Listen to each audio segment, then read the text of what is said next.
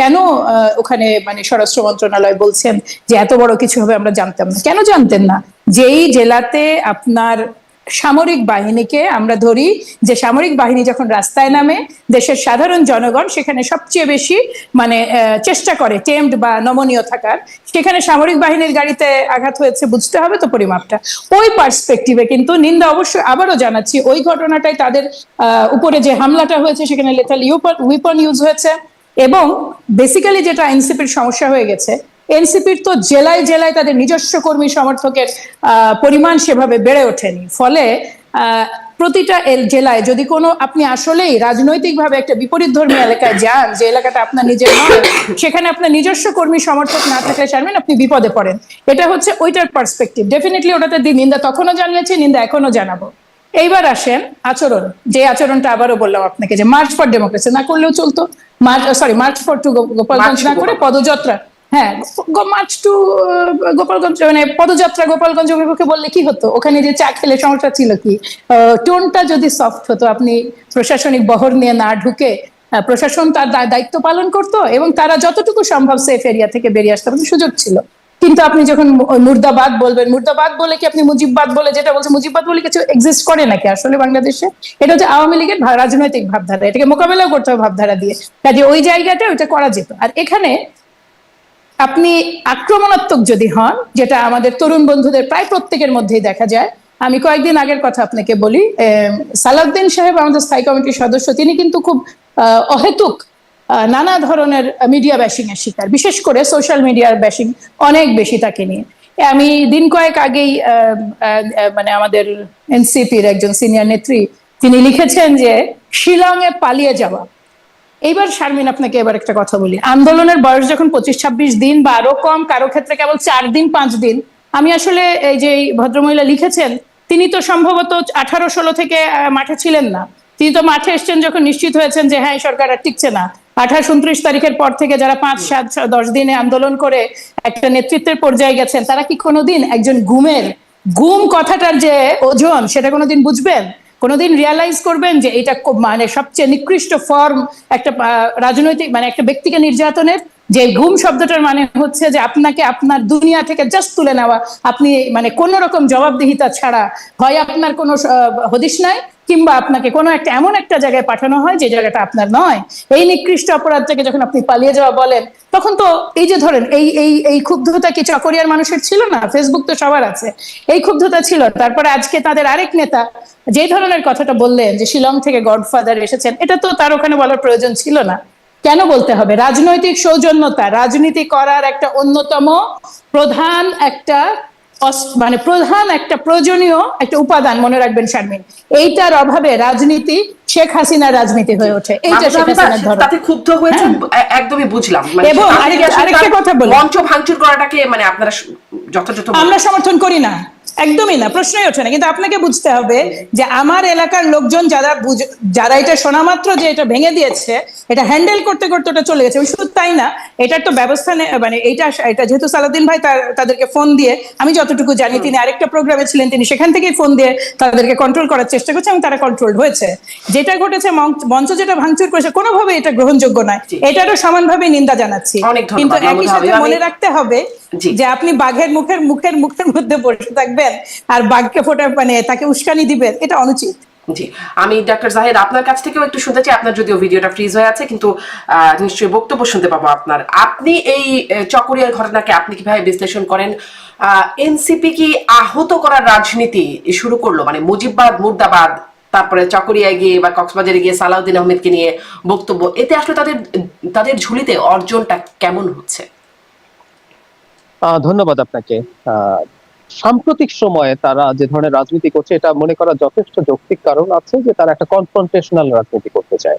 মানে এখন আমি অসাধারণ ভাবে দুটো ঘটনাই ব্যাখ্যা করেছেন। এর মধ্যে খুবই গুরুত্বপূর্ণ একটা কথাও তিনি যোগ করেছেন যে রাজনীতি আসলে খুব শর্ট সময়ের গেম না। আমরা ক্রিকেটের মতো করে যদি বলি, এটা আসলে T20 গেম না, এটা একটা টেস্ট ম্যাচ। আমি একটা উদাহরণ দিই।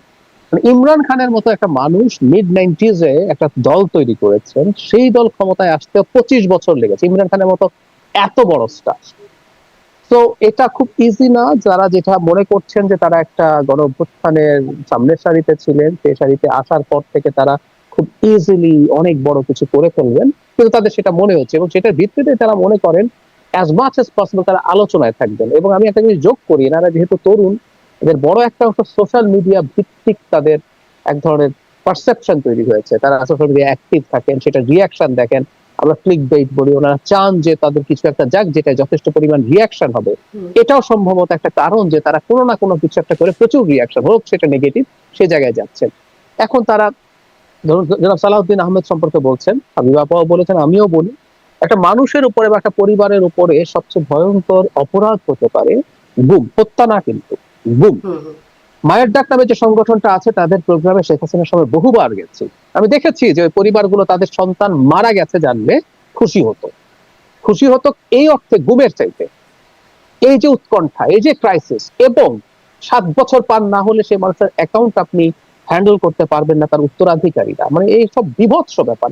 এগুলো নিয়ে যখন কোনো ফান করা হয়, কিছু ইনফ্লুয়েন্সার বাইরে থেকে করেন, তারপর তার সাথে তারা শুরু করেন এই কটাক্ষ করেন, এটা ভয়ঙ্কর।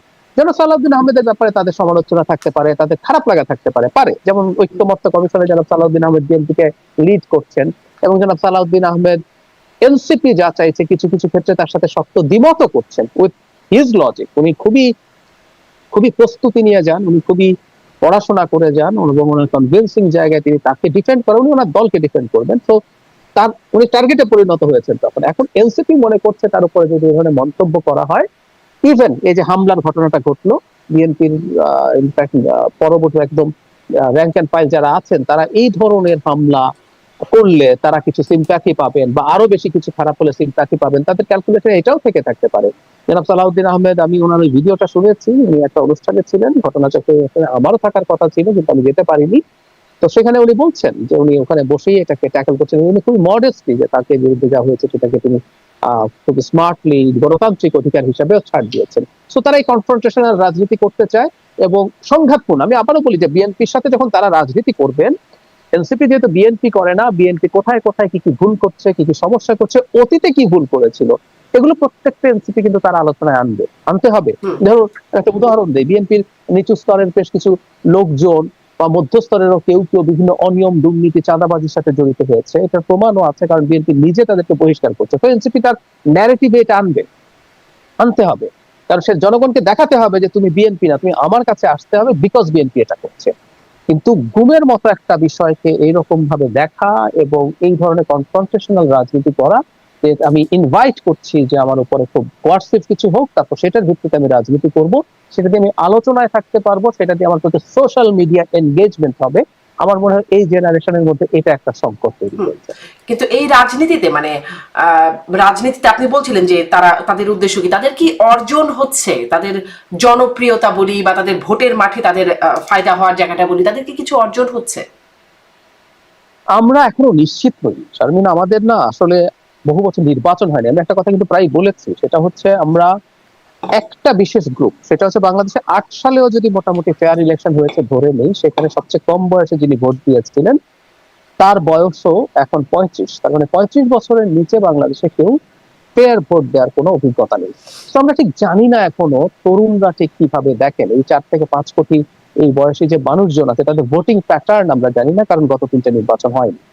তারা হয়তো ধারণা করছেন তাদের অন্তত ওই শ্রেণীটাকে, প্রত্যেকটা রাজনৈতিক দল তাকে নিজ গ্রুপ খুঁজে বের করে যে আমি কার সাথে কানেক্ট করবো, কার ভোট পেতে চাই, তারা হয়তো ধারণা করছেন। এবং আমি মনে করি কোনো কোনো ক্ষেত্রে, কিছু কিছু ক্ষেত্রে তারা হয়তো সফলও হচ্ছেন, কিন্তু মোটা দাগে যদি আমি চিন্তা করি অ্যাজ এ হোল, এটা ভালো কিছু তাদের জন্য হবে না। আর একটা কথা, সেই পুরনো আপনি ইনস্ট্যান্ট কিছু গেইন আপনি করেও থাকতে পারেন, দেশের রাজনৈতিক সংস্কৃতিকে যদি কনফ্রন্টেশনাল করে তোলেন তারা, তাহলে দেশের রাজনৈতিক পরিবেশ যদি নষ্ট হয়ে যায় সেটার দায়িত্ব তাকে বহন করতে হবে। কারণ শেখ হাসিনা পরবর্তী সময়ে আমরা যেটা চেয়েছি যে একটা উদার গণতান্ত্রিক ব্যবস্থায় প্রত্যেকটা দল বিতর্ক করবে, প্রতিযোগিতা করবে, খানিকটা ঝগড়াঝাটিও করবে, কিন্তু এই ধরনের ভয়ঙ্কর রকম মন্তব্য করে সংঘাত তৈরি করবে, এই রাজনীতি দিনের শেষে এবং লং টার্মে, মিড টার্মে এগুলো আসলে তাদের জন্য আমি ব্যক্তিগতভাবে মনে করি। যদি এটাও বলেন ডাক্তার জাহিদ যে নির্বাচন বহুদিন হয়নি, সামনের নির্বাচনটা কবে হবে সেটা নিয়ে তো অনেকদিন ধরে আমরা কথা বলেই যাচ্ছি।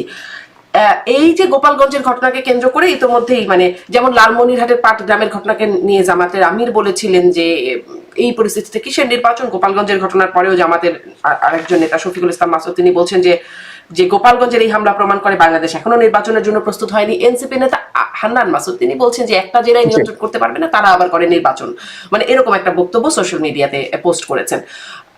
এইরকম ঘটনা কি আসলে নির্বাচনকে পিছিয়ে দিতে পারে, দেওয়ার জন্য একটা অজুহাত হতে পারে?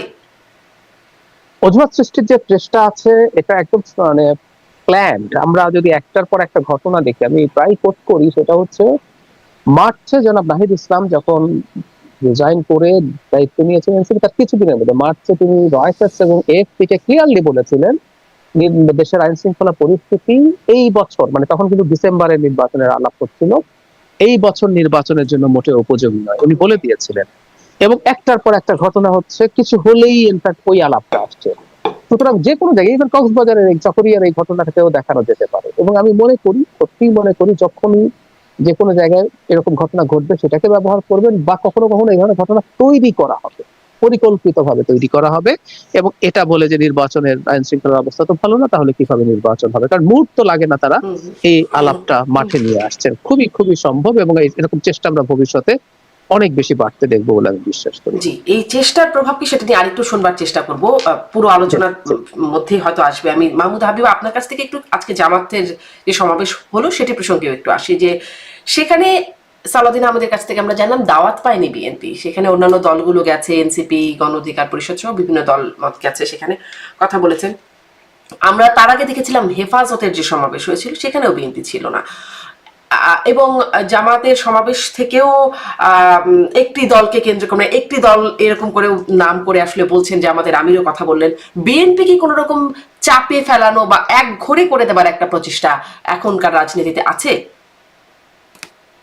দেখুন, প্রোগ্রাম তো জামাতে ইসলাম, কাজেই গণতান্ত্রিক দেশ, গণতন্ত্র একটা স্বাধীন দল, তাদের সিদ্ধান্ত তারা কাকে দাওয়াত দিবেন, কাকে দাওয়াত দেবেন না। এর আগে যেটা আপনি হেফাজতে ইসলাম প্রসঙ্গে বললেন, সেখানের আমরা তাদের যেই মানে যেই মটোটা নিয়ে তারা শুরু করেছেন সেটার সাথে একমত না থাকার কারণেই সেখানে কেউ যাননি। ওইটা কিন্তু ঠিক দাবি ছিল না, ওটা এই ধরনের প্রোগ্রামও না।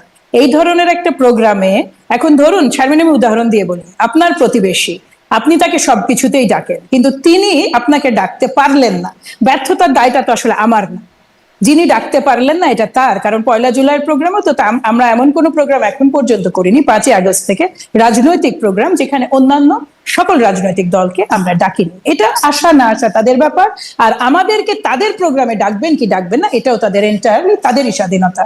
কিন্তু দেখুন, জামাতের আমির অসুস্থ হয়ে পড়েছিলেন, তিনি হাসপাতালে যাওয়ার পর কিন্তু মির্জা ফখরুল ইসলাম আলমগীর তাকে দেখতে গেছেন, ডক্টর মঈন খান সহ। বড় আর ছোটর তো একটু পার্থক্য থাকেই শারমিন, এটা যতই চেষ্টা করা যায় এটা ঢাকা যায় না।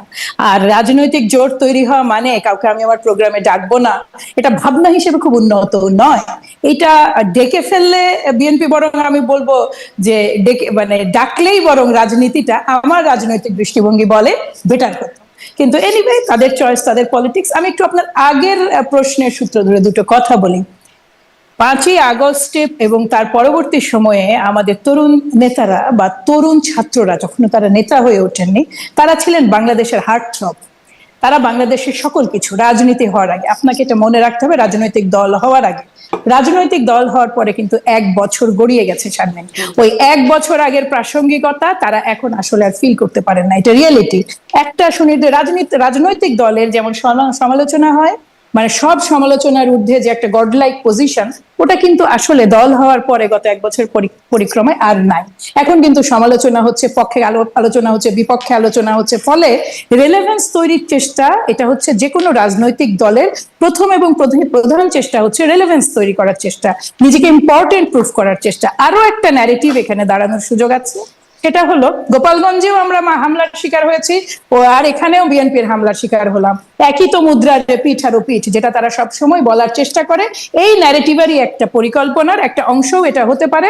আমি এটা এত সরলভাবে আর দেখার পক্ষপাতী নই, কারণ রিপিটেডলি আমাদের একজন অত্যন্ত সম্মানিত নেতাকে তারা অ্যাটাক করে যাচ্ছেন, যে অ্যাটাকটা নাম ধরে। রাজনীতিতে আবারও বলি, রাজনীতির শিক্ষাটা আপনি রাজনীতি করে আসবেন যখন, আপনার এটা ছোট ঘটনা না বলে আমি পারছি না।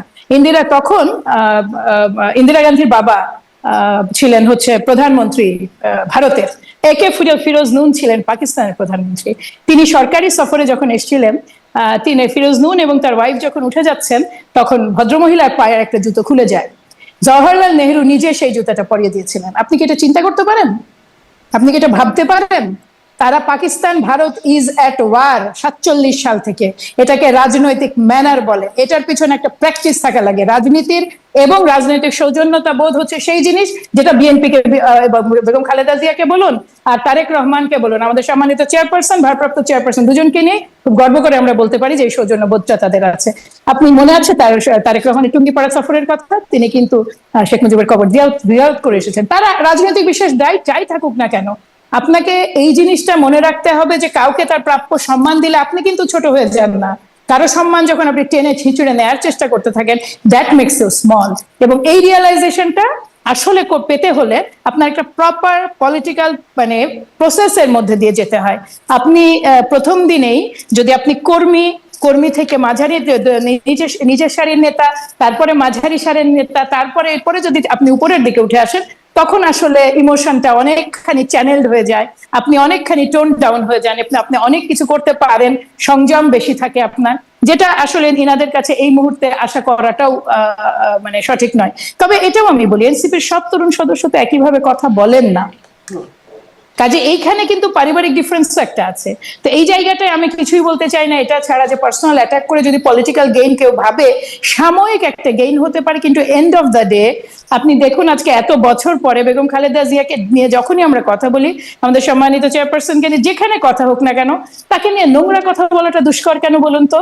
কারণ তিনি কখনো কাউকে নিয়ে নোংরা কথা বলেননি, এমনকি শেখ হাসিনা পালিয়ে যাওয়ার পরেও আমরা যতটুকু বলি উনি ততটুকু বলেন না। দ্যাট ইজ হোয়াট মেক মানে নোংরা স্লোগান হচ্ছে, তারেক রহমানকে নিয়ে নোংরা স্লোগান হচ্ছে, ওটা তো আপনি বলছেন সেটা তো খুব সুন্দর ভাষা, সেটি বলা হচ্ছে বিএনপি মানে নৌকা ধানের শীষ, দুই সাপের একই বিষ, এরকম স্লোগান আসছে। মুজিববাদ, আমরা নতুন শুনেছি জিয়াবাদ, এগুলো থাকবে না, মানে মুজিববাদও থাকবে না, জিয়াবাদও থাকবে না, এরকম কথা এসেছে।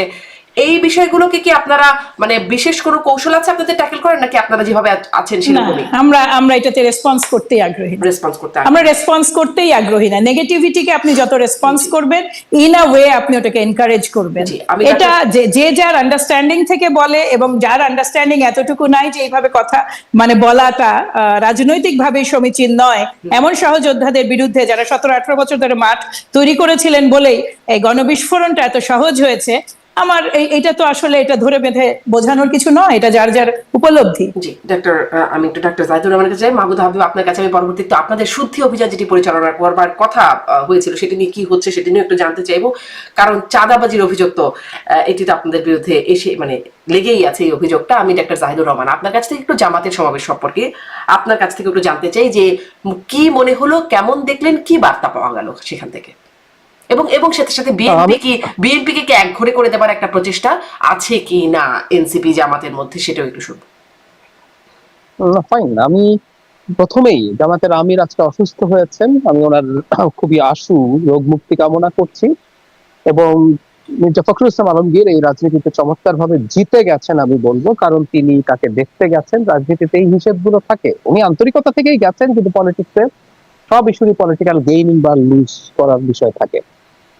এখন আপনি যেটা বলছেন একঘরে করে দিয়েছে কিনা, মানে একঘরে আসলে সাধারণত করে যারা পাওয়ারফুল একটা সোসাইটিতে, মেজরিটি যারা ছোট তাদেরকে একঘরে করার চেষ্টা করে। তো জামায়াত এনসিপি তারা বিএনপি কে না ডেকে একঘরে এভাবে বলবো না, বরং কোনোদিন বিএনপি মনে করলে, কারণ বাংলাদেশের জনসংখ্যা মানে সংখ্যার বিচারে বাকি সবগুলো দল যদি একত্র হয়, আমি আওয়ামী লীগকে সরিয়ে বলছি, তারা বিএনপির কাছাকাছিও আসলে হবে না, সুতরাং ওই অর্থে তারা পেরে উঠবে না। কিন্তু আমি মনে করি জামায়াত এবার একটা খুবই গুরুত্বপূর্ণ বার্তা দিতে চেয়েছে। এখানে বিএনপি কে ইনভাইট করা হয়নি, বিএনপির সাথে গণতন্ত্র মঞ্চে যারা আছে, বাম দলগুলো, এমনকি এবি পার্টি, তারা তাদের কিছু দলকে নিয়েছে, এর সাথে এনসিপি আছে। আমি ধারণা করি তারা একটা জোট গঠন করতে চাইছেন।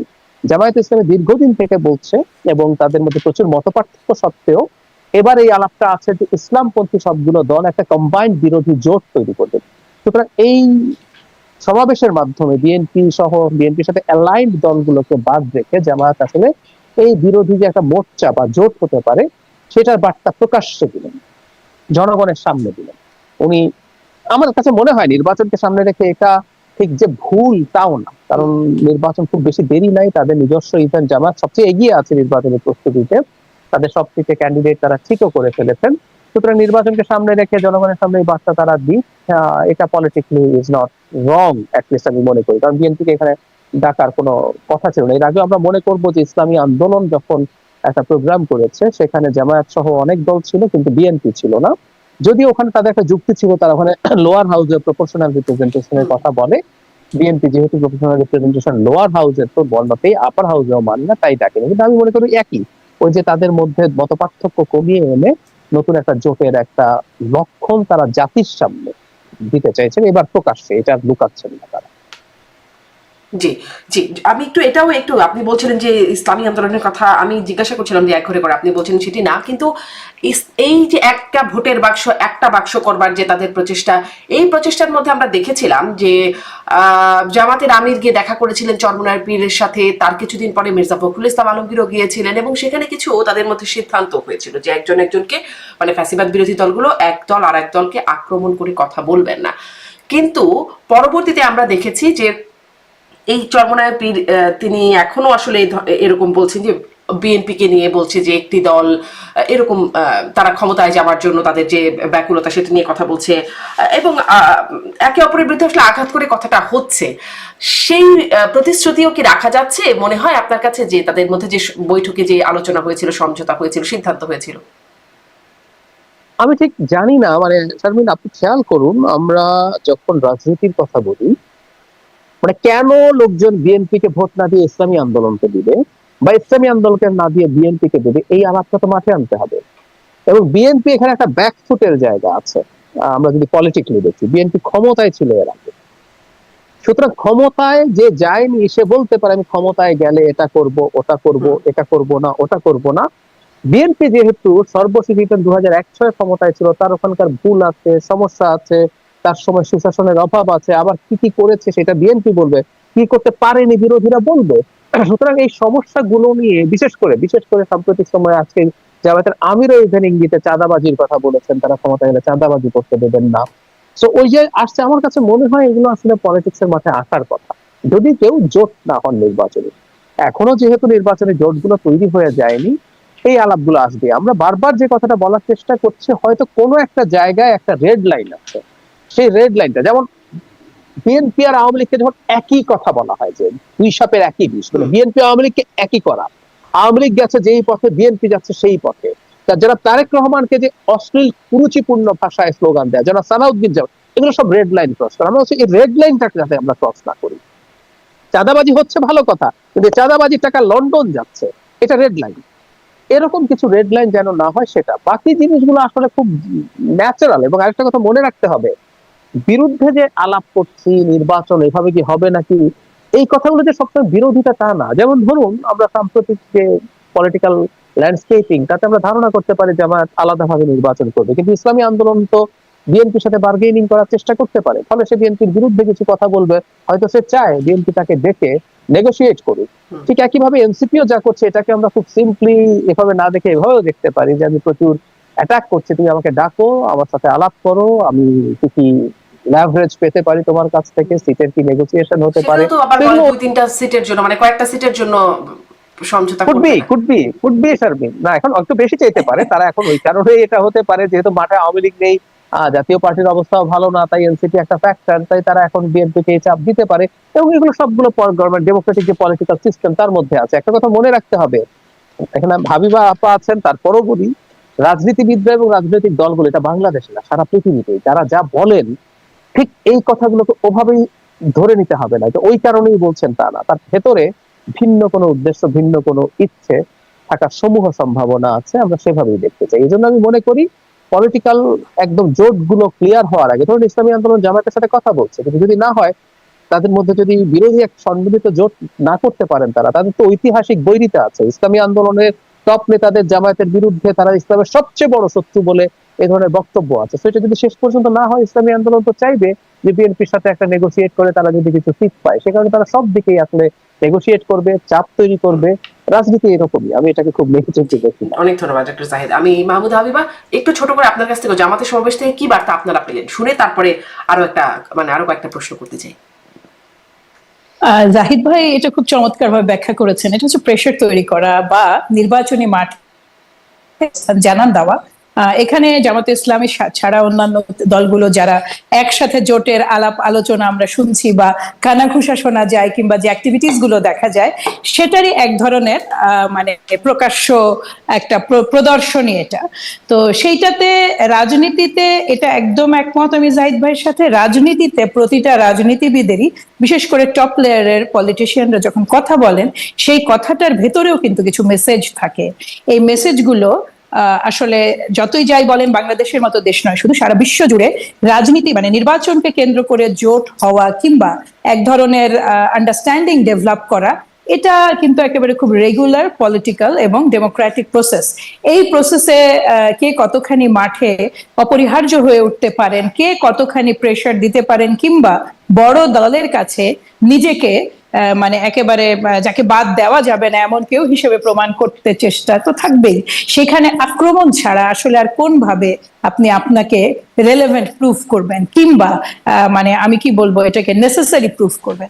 ফলে নির্বাচনে ঠিক আগে দিয়ে দেখা যায় যে কঠিন ভাষায় যারা একজন আরেকজনের সমালোচনা করছে, নির্বাচনের কিছুদিন আগে দেখা যায় যে আসলে হিসাবের বাইরে কিছু মানে আন্ডারস্ট্যান্ডিং কিংবা জোট তৈরি হয়েছে। কাজে এখন যত সময় যাবে এগুলো বাড়বে। হিসাবের বাইরে কোনো আন্ডারস্ট্যান্ডিং হচ্ছে মাহমুদ হাবিবা আপনাদের? আমার জানা মতে আমি যেহেতু আবারও আপনাকে বলি, আপনি ডেকেছেন ভুল স্তরের নেতাকে। এখানে এই বিষয়টা বলার জন্য সর্বোচ্চ স্তরের নেতার প্রয়োজন ছিল। আমার এটা আসলে পলিটিক্স আমি যে লেয়ারে করি, আমার জানার বহু বাইরে, এবং আমার জানা মতে না। এটা একটা বিষয়। আর দ্বিতীয়ত আরেকটা কথার আপনাকে উত্তর দিয়ে আসি, এর আগের বারের কথাটা, সেটা হলো মাসুদ বলেছিলেন যে এক গোপালগঞ্জেই মানে আইন শৃঙ্খলা রক্ষা করতে পারে না আর সবগুলো জেলায় নির্বাচন করবে।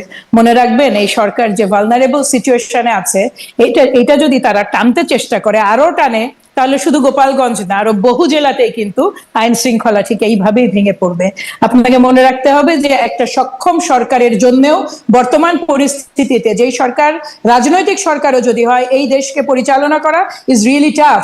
কারণ হচ্ছে এই মুহূর্তে আপনি অনেকগুলো ফ্যাক্টরের সাথে যুদ্ধ করছেন। ইন্টারিম সরকার যেটা করছে, তারা সরকার হিসেবে প্রথমত তাদের ক্যাপাসিটি ভেরি লিমিটেড, দ্বিতীয়ত সরকার হিসেবে তারা যোগ্য নন। এখন পর্যন্ত কোনো অর্থে তারা নিজেদের যোগ্যতা প্রুফ করতে পারেনি।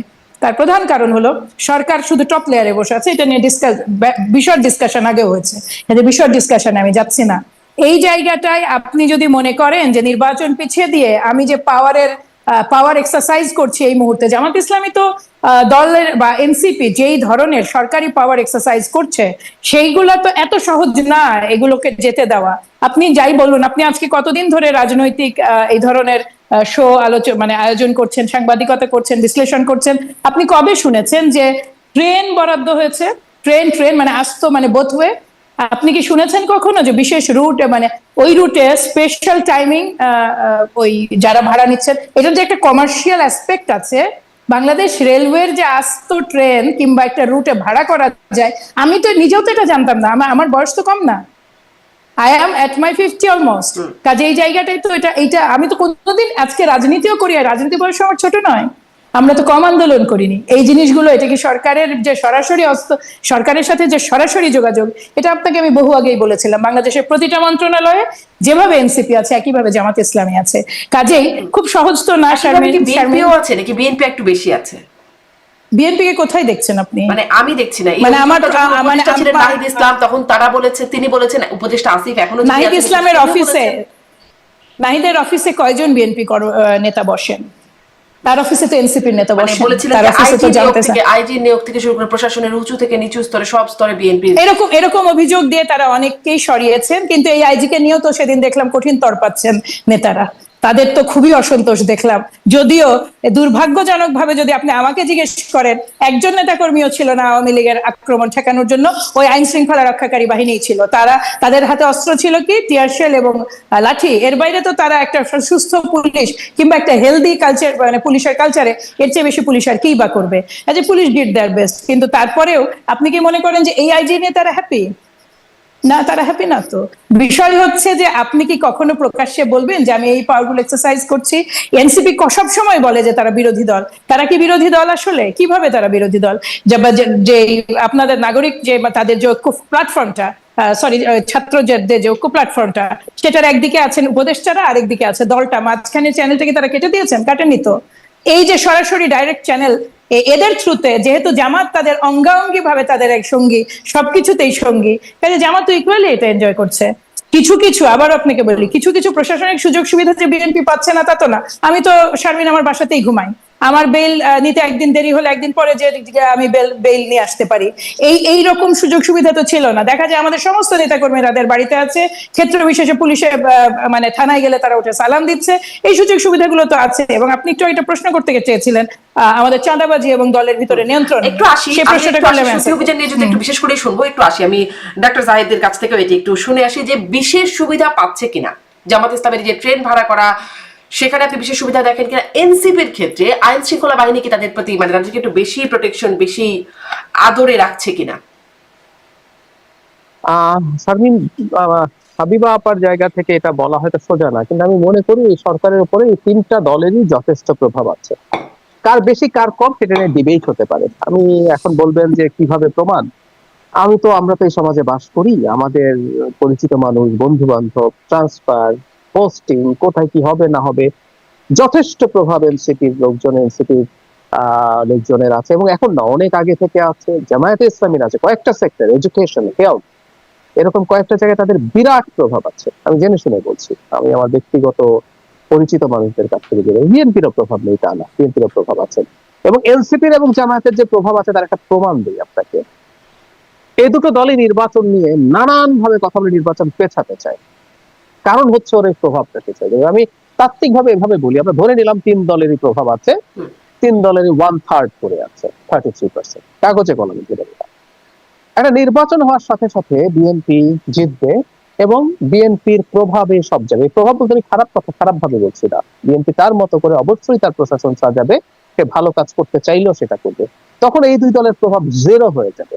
এই কারণেই দেখবেন তাদের নির্বাচন চাওয়া নিয়ে, নির্বাচনের সম্ভাবনা তৈরি হওয়া নিয়ে সংকট আছে। সুতরাং এই দুই দলের যে ভীষণ প্রভাব আছে তার প্রমাণ হচ্ছে তারা নির্বাচন ঠিকঠাক মতো হোক চায় না। জামায়াতে ইসলামী এর আগে দুটো মন্ত্রী পেয়েছিল বিএনপির কাছ থেকে, কিন্তু প্রশাসনের বিভিন্ন পর্যায়ে বিভিন্ন জায়গায় এত প্রভাব তারা ইতিহাসে কোনোদিন দেখেনি। তারা বিরাট ক্ষমতা ভোগ করছে। আর এনসিপি তো সেদিনকার একটা দল, তারা এই যে প্রভাব দেখছে। সুতরাং আমি মনে করি খুব ভালোভাবেই প্রভাব আছে। এবং এনসিপি নিয়ে এই আলাপ তো আছেই, গোপালগঞ্জের মতো একটা জায়গায় যে রকম তারা সেনাবাহিনী পুলিশ নিয়ে গেছে, কত ব্যয় করে গেছে, কিভাবে গেছে, কেন এত কিছু করতে হলো, ওই জায়গায় নিরাপত্তা পরিস্থিতি যদি ঠিক না থাকতো সরকার এই জেলা তাদেরকে সফর করতে নিষেধ করতে পারতেন, কিন্তু না, সরকার তাদেরকে নিয়ে গেছেন, সবকিছু করছেন। এগুলো তো দেখাই যায়, বিভিন্ন জায়গায় সরকারি বিভিন্ন স্থাপনায় তারা থাকছেন, সরকারি ফ্যাসিলিটি ব্যবহার করছেন, স্কুলের বাচ্চারা বাইরে এসে দাঁড়িয়ে থাকছেন। এবারও আমরা অবাক হয়ে দেখলাম শেখ হাসিনার সময় যেগুলো আমরা সমালোচনা করতাম। সুতরাং এগুলো তো সব খুব ভালোভাবেই আছে। শুধু তাই না, স্বয়ং প্রধান উপদেষ্টার কিছু আচরণ আমরা দেখেছি প্রথম থেকে, এমনকি সর্বশেষও তিনি জনাব নাহিদ ইসলামকে ডেকে তার অভিমানের কথা জানিয়ে পদত্যাগের কথা বলেন, এগুলো তো আমাদের চোখের সামনে। সুতরাং সরকারের দিক থেকে বায়াস আছে, জামায়াতে ইসলামীর প্রতিও আছে, এটা নিয়ে আমি কোনো রকম কোনো কনফিউশন আছে বলে মনে করি না। জি, এই প্রধান উপদেষ্টার প্রসঙ্গটা টানলেন, গোপালগঞ্জে এত বড় ঘটনা ঘটে গেল, মানে প্রধান উপদেষ্টাকে কি খুব দেখা যায় না কেন? আমি তার খুব স্টেটমেন্ট তো দেখি, গোপালগঞ্জ নিয়ে দু একটা কথা একটু বলে রাখা ভালো। খেয়াল করি আমি ব্যক্তিগতভাবে মনে করি বাংলাদেশের ভেতরে একটা স্বাধীন আওয়ামী গোপালগঞ্জ থাকতে পারে, ফুল স্টপ। এইটা বাংলাদেশের আরেকটা জেলা, এখানে যে কোনো দল চাইলে সমাবেশ করতে পারবে, এখানে হচ্ছে যে তার এখানে কোনো সমস্যা হওয়া উচিত না। কিন্তু একটার পর একটা ভয়ঙ্কর ঘটনা ঘটেছে, সরকার পদক্ষেপ নেয়। কিন্তু এই যে মানুষ মারা গেল, 5 জন মানুষ এখন পর্যন্ত মৃত, তাদের পোস্টমর্টেম করা হয়নি।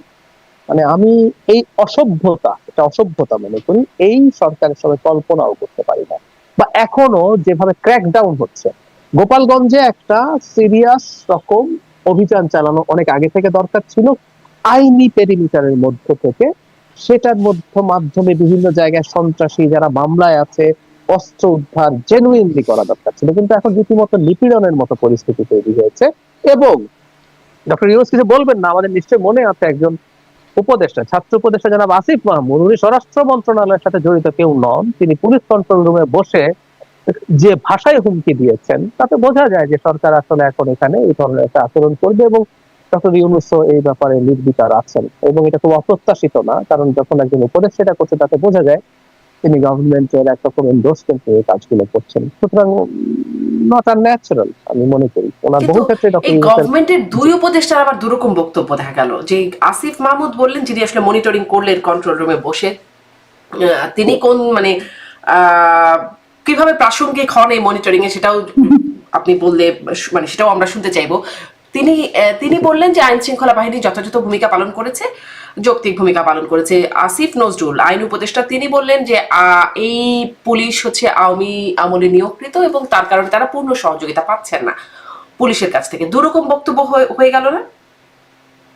নিশ্চয়ই নিশ্চয়ই, আমি ওই যে শুরুতেই বলেছিলাম উনি কি ভাবে বসেন, শুধু তাই না, মানে উনি এমন সব, আমি আরেকটা উদাহরণ দিই, এই যে নৌকা প্রতীক হিসাবে থাকবে, নির্বাচন কমিশন তার ব্যাখ্যা দিয়ে বলেছে কেন, মানে এটা আওয়ামী লীগ ইভেন চিরতরে নিজেরা যদি রাজনীতি বন্ধ করে দেয় প্রতীক হিসাবে নৌকা থাকবে, কারণ প্রতীকের ওনারশিপ দলের না।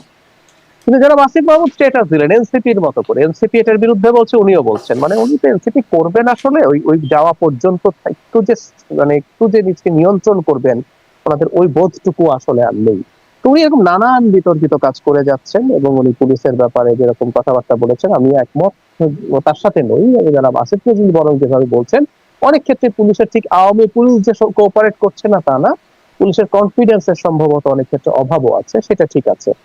এবং সরকারের এই যে সমন্বয়হীনতার কথা বলছেন, এটা তো নতুন কিছু না, এটা সমানে চলছে এবং আমি এগুলো সবকিছুর জন্য আমরা প্রায় ডক্টর ইউনূসের সরকারের এফিসিয়েন্সি প্রশ্ন করি এবং সরকারের প্রধান হিসেবে তার যে খুব শক্ত স্ট্যান্স নেয়া, তিনি অনেক ক্ষেত্রে তার সরকারের যারা অংশ তাদের প্রতি সেটা নিতে পারেন, উনি করতে আমরা দেখি নাই আসলে কখনো। জি, আমি আপনার কাছে মাহমুদ হাবিবের শুদ্ধি অভিযানটা শুনবো বলছিলাম, তবে আবারও একটু প্রশ্ন একটা ছোট্ট করে জুড়ে দিই, তারপরে আমি আপনার কাছে শুনবো যে ডক্টর জাহিদুর রহমান যেটি বলছিলেন গোপালগঞ্জের পরিস্থিতি, সরকারের ভূমিকা। সাংবাদিক জুলকার নাইন সাইদ তিনিও তার ফেসবুক পোস্টে মানে ফেসবুকে লিখছেন যে সরকারের নির্দেশে গুলি করে মানুষ হত্যা করলো সরকারি বাহিনী, 15 লক্ষ মানুষের একটা জেলায় কারফিউ দিয়ে জনজীবন বিপর্যস্ত করলো, ব্লক রেড দিয়ে তারাই আবার গণহারে গ্রেফতার করলো যে এখনো চলমান, রাজনৈতিক উদ্দেশ্য প্রণোদিত মামলা দিল। আবার প্রেস উইং বলে মানবাধিকার সুরক্ষা ও উন্নয়নের সহায়তা দিতে মানবাধিকার মিশন চালু হচ্ছে। What a mockery! আপনি কি mockery? Of course of course of course of course তারা কি অস্ত্র নিয়ে এখানে অ্যাটাক করেছে, তারা প্রথমত আপনি প্রথম থেকে দেখেন, আপনি দায় আর এড়াবেন কোথা থেকে? গুলি করে? আপনি দায়টা কি কিভাবে এড়াবেন? আপনার অযোগ্যতার, আপনার অপরিণামদর্শিতার, আপনার ইনফর্মড না থাকার দায় আপনি গুলি করে এড়াবেন? আপনি তো এই সিচুয়েশনটা, সরকারকে আমি বলছি, সরকার তো এই সিচুয়েশনটা মিটিগেট করতে পারতেন। গোপালগঞ্জের ঘটনায় এই আমি জাহিদ ভাইয়ের সাথে দুটো জিনিস অ্যাড করি, আপনারা দুজনেই যথেষ্ট ভালোভাবে ব্যাখ্যা করেছেন, যে আমি নিজেও ভেবে পাইনি যে আমাদের ওই সাবেক ক্রীড়া উপদেষ্টা বা এখনকারও হয়তো উনি ক্রীড়া উপদেষ্টা, কয়েকটা মন্ত্রণালয় আছে, উনার কাজ কি আসলে কিভাবে প্রাসঙ্গিক হয়, তিনি ওখানে কিভাবে ছিলেন। দেখুন, আজকে থেকে 8 মাস আগে বিসিবির একজন প্রথম শ্রেণীর আম্পায়ার, যিনি আমাদের স্বেচ্ছাসেবক দলের কেন্দ্রীয় নেতাও, তাকে কিন্তু কুপিয়ে হত্যা করা হয়। ঠিক আছে, আপনি জানেন বিসিবি কি ভাষায় শোক দিয়েছিল? তার ভাষা ছিল যে তার মৃত্যুতে শোক প্রকাশ করছে। এটা কোথাও লেখা হয়নি যে তিনি নিহত হয়েছেন এবং তার হত্যাকাণ্ডের বিচার দাবি করছে বিসিবি। এই আসিফি কি তখন উপদেষ্টা ছিলেন না? একটাই তো বোধহয় তখন তার আন্ডারে মন্ত্রণালয় ছিল। এই যে বিহেভিয়ারের যে ডিফারেন্স, তাদের যে ট্রিটমেন্টের ডিফারেন্স, আমি এটা আরেকটা টকশোতেও বলেছি, আজকেও না বলে পারছি না। ওই অ্যানিম্যাল ফার্ম বোধহয় সবারই পাঠ্য ছিল, আপনারা পড়েছেন তো জর্জ অরওয়েলের, যেখানে একটা কোটেশন আছে, এভরি অ্যানিম্যাল ইজ ইকুয়াল, মানে আর equal but some are more equal than others. এই এনসিপি বলুন আর এই সরকার বলুন, অলওয়েজ এভরিবডি ইজ ইকুয়াল, ওনাদের জন্য সব প্রজাই ইকুয়াল। আমি প্রজাই বলি কারণ যেই টোনে বাংলাদেশে সাধারণ মানুষের সাথে আইন শৃঙ্খলা রক্ষাকারী বাহিনী, যখন যে সরকার তাকে তুষ্ট করার জন্য যেই আচরণ করে, এটা আসলে রাজার আচরণই হয় প্রজার সাথে। এখানে মানবিক মর্যাদার বিন্দু মাত্র অবস্থান থাকে না। আপনি দেখুন তো, একটা মিনিমাম মানবিক মর্যাদা আপনি হোক না, এমনকি যদি শেখ হাসিনাও আসে, আবারও বলি আপনাকে, মানুষ হিসেবে আপনি যখন আপনার সবচেয়ে বড় শত্রুকে, সবচেয়ে ঘৃণ্য শত্রুকে মানবিক মর্যাদা দিতে ব্যর্থ হবেন শারমিন, আপনি টোটাল মানে জাস্টিস সিস্টেমটাকেই কিন্তু ভালনারেবল করে দিলেন। আপনি যখন বেছে বেছে মানবিক মর্যাদা দেখাবেন এবং মানবাধিকার দেখাবেন, ওর চেয়ে ভয়াবহ সংবাদ একটা দেশের জন্য আর কিছু হতে পারে না। আমরা আশা করেছিলাম যে 5ই আগস্টের পরে আমরা এই সময়গুলোকে ফেলে এসেছি, কিন্তু গোপালগঞ্জে আজকে আবার কারফিউ দিয়েছে। এটা আসলেও আমার জন্য মানে আমি আসলেও ধারণা করতে পারি না, কিছুটা আন্দাজ করা যেতে পারে। আমার প্রশ্ন হলো, এই 8 মাস ধরে আইন শৃঙ্খলা রক্ষাকারী বাহিনী যদি তার মোটামুটি ভাবে কাজটা করত, তাহলে কোনোভাবেই আজকে তাদের এই যে আপনার চিরুনি অভিযানের আর প্রয়োজন পড়তো না। দাগীদের যদি অ্যারেস্ট করতে পারতো, এই অবৈধ আগ্নেয়াস্ত্রগুলো যদি তারা উদ্ধার করতে পারতো, তারা যদি অর্থগুলো উদ্ধার করতে পারতো, তাহলে আজকে সাধারণ গোপালগঞ্জবাসীর যেই মানে ভয়ঙ্কর মানে সিচুয়েশনের মধ্যে দিয়ে তারা যাচ্ছেন, হয়তো যেতে হতো না তাদের। এই দায়টা কাদের? এই দায়টা আপনি কার উপরে ফেলবেন বলুন তো? সরকার ছাড়া কার উপরে আপনি ফেলবেন? এই জায়গাটাই আপনি মনে রাখবেন, একটা জেলা হতে পারে কিন্তু এই জেলা তো আমাদেরই, জনগণ হতে যে এই লোকজনও আমাদের। এদের মধ্যে যারা দাগী, যারা সরাসরি ভাবে অপরাধের সাথে সংশ্লিষ্ট ছিলেন, আপনি কি মনে করেন সাধারণ গোপালগঞ্জবাসী যিনি দোকান করছেন কিংবা চা বিক্রি করছেন, তিনি আগ্নেয়াস্ত্র হাতে এসে এনসিপি কে ঠেকানোর চেষ্টা করেছেন? তা হতে পারে কখনো? সন্ত্রাসী যারা ছিল সেই সরকারের, তারাই করেছে। কাজে তারা অ্যারেস্ট হয়নি কেন?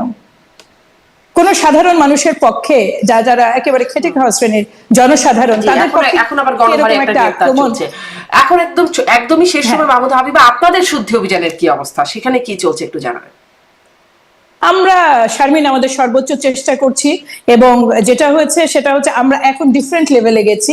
আমাদের সম্পূর্ণ ভিন্নভাবে, মানে আমরা তো যেখানে যেখানে যাদের নামে কমপ্লেইন আসতো, সেটা অধিকাংশ ক্ষেত্রেই আমরা ইনভেস্টিগেশনের পরে আমরা ব্যবস্থা নিতাম, এবং মানে নেওয়া হয়েছে এতদিন পর্যন্ত স্থগিত করে রাখা হয়েছিল যাদের পদ, তাদের ছাড়া আর কোনো বহিষ্কারাদেশ প্রত্যাহার করা হয়নি। তারা কেউই কোথাও আমাদের দলের সাথে সংযুক্ত নন।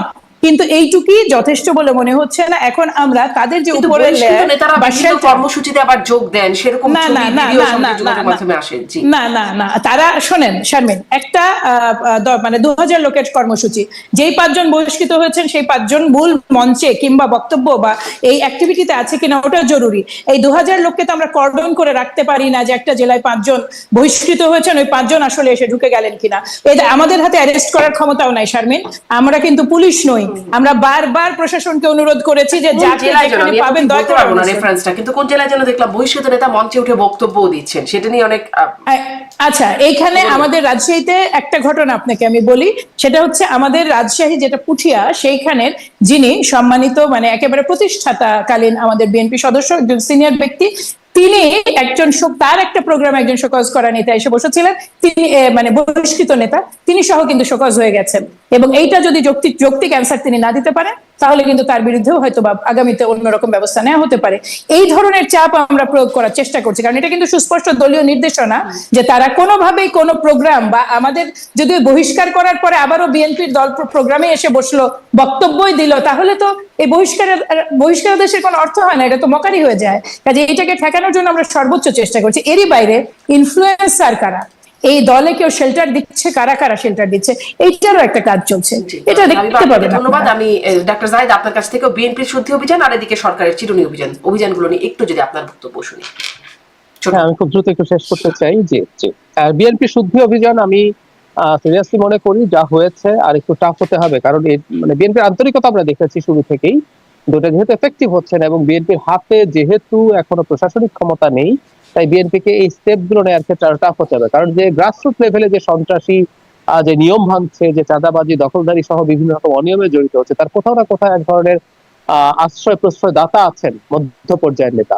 এই ধরনের ক্ষেত্রে তাদেরকেও আসলে বহিষ্কারের আওতায় কয়েকটা ক্ষেত্রে যদি আনা হয়, এক্সাম্পল তৈরি করা হয়, সেটা ভালো কাজ করবে বলে আমি মনে করি। আর আপনি যেটা বলছেন যে কোনোভাবেই তারা যাতে, বিএনপিরও একটা অভ্যন্তরীণ তদন্ত আছে, সেটা পার না হয়ে যাতে তারা ফেরত আসতে না পারে। যদি তদন্তে সেটা হয়, বিএনপি আবার জাতিকে এটা জানানো উচিত হবে যে ইনি বহিষ্কৃত হয়েছিলেন, কিন্তু উনি এখন আমরা দেখলাম যে না, এই ক্ষেত্রে এটা ভুল তথ্য ছিল, সেই কারণে আমরা তাকে ফেরত এনেছি। আর যদি সেটা না হয়, তাকে আসলে অন্তত কোনো মঞ্চে যাওয়া বা বক্তৃতা করা এরকম কোনো কিছু হতে পারে না। আর গোপালগঞ্জ নিয়ে যেটা বলেছিলাম, আমি আমার আগের একটা সেগমেন্টেই বলেছি, সেটা হচ্ছে আমরা যে আমাদের মানবিক মর্যাদা, মানে আমরা অনেকে আসলে হিউম্যান ডিগনিটি বলতে কি বোঝায় আমাদের লিখে রেখেছি আমরা আমাদের ঘোষণাপত্র, অনেকেই জানেন না। মানে একটা মানুষ শুধু মানুষ হিসেবে কত রাইটের এন্টাইটেল, তার ধর্ম, বর্ণ, শ্রেণী, পেশা, লিঙ্গ, সামাজিক মর্যাদা, তিনি অপরাধী কি অপরাধী নন, অভিযুক্ত কি অভিযুক্ত নন, কিছুর উপর ডিপেন্ড করে না, কতগুলো এন্টাইটেল হন, কতগুলো রাইটে। সেই রাইট গুলো 5 জন মানুষ মারা গেল, ওখানে গুলি করে তাদের হত্যা করা ইনএভিটেবল ছিল কিনা, একজন মানুষ আহত, প্রায় মৃত, তার উপরে মিলিটারি বুটের চাপা দেয়া, এইগুলো কখনোই হতে পারে না। এবং এই যে চিরুনি অভিযানের নামে এখন কোনোভাবেই যাতে হিউম্যান রাইটস এর ভায়োলেশন না হতে পারে। আমরা এই জিনিসগুলো বারবার বলছি, আমরা শেখ হাসিনাকে বাংলাদেশ থেকে পতন ঘটিয়েছি এবং খেদিয়েছি আসলে মূলেই কারণ যে উনি অনেক কিছু করেছেন, তার মধ্যে খুবই একটা গুরুত্বপূর্ণ জায়গা ছিল তিনি গ্রস হিউম্যান রাইট ভায়োলেট করেছেন। গোপালগঞ্জের মানুষ শেখ হাসিনা বা আওয়ামী লীগকে ভীষণ পছন্দ করেন, আমার কাছে অনেকেই আর কি। এটা খুবই মর্মান্তিক লাগে আমাদের দেশের মানুষ এখনো কিভাবে তাদেরকে সমর্থন করেন, কিন্তু করেন তো তারা, এবং এটা এখন পর্যন্ত তিনি যদি সাংগঠনিক কিছু না করেন তার এই পছন্দ ইজ নট এ ক্রাইম, সুতরাং তার উপরে কোনোভাবেই এটা হতে পারে না। আর ক্রিমিনাল যদি হয়েও থাকেন তারা কতগুলো বেসিক হিউম্যান রাইটস আছে, এগুলো প্রিজার্ভ করতেই হবে। আমরা এটা নিয়ে কোন রকম ভাবে লড়াই থেকে দূরে থাকবো না। এই যে সরকারি বাহিনীর যে এখন এই মানবাধিকার লঙ্ঘন, তার বিরুদ্ধে কি ব্যবস্থা, আদৌ কোনো ব্যবস্থা হয় কিনা সেটাও দেখার বিষয়। যদিও ব্যবস্থা নিয়ে কোনো কথা সরকারি মহলে আমরা অন্তত শুনিনি। আইন শৃঙ্খলা বাহিনীর ভূমিকাকে কেউ প্রশংসাও করছেন আসিফ মাহমুদের মতো। সামনে আরো কথা হবে। অনেক ধন্যবাদ ডক্টর জাহিদ, অনেক ধন্যবাদ মাহমুদ হাবিব, আপনাদের দুজনকে ধন্যবাদ। দর্শক এতক্ষণ সাথে থাকবার জন্য আজকের মতো বিদায় নিচ্ছি। আইবিটিভি ইউএসএ নিয়মিত আয়োজন রাজনীতির এপিটুপি থেকে।